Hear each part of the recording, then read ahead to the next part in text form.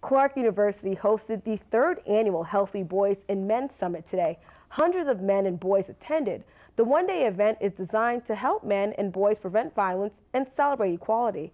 Our Brittany Schaeffer was there and has more. Brittany? Patricia, the summit provided a lot of open communication between men and women. The main topic when discussing equality and violence was the Orlando shooting.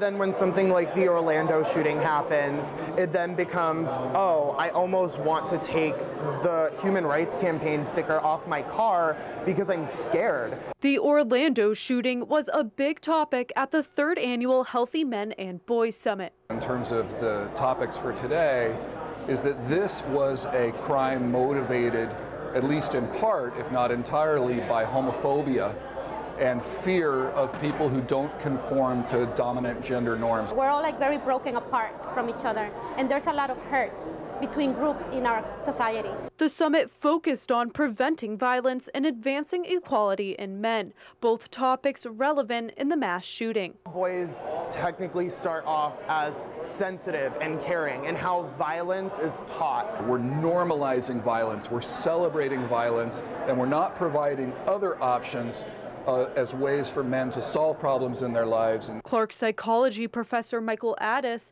says the Orlando shooter is an example of men turning to violence to solve their problems. We see this kind of outbreak of hostility and violence towards people who are not conforming to dominant gender norms all over society.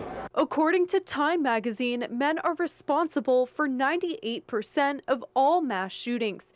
Addis says in order for these repetitive acts of violence to stop, the nation needs to redefine masculinity. As a culture, as long as we subscribe to a sort of toxic definition of masculinity, which involves dominance and violence and restriction of our own emotional vulnerability, then we're adding fuel to that fire.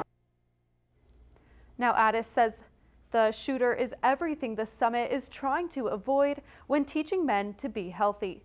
Patricia, back to you. Thank you, Brittany.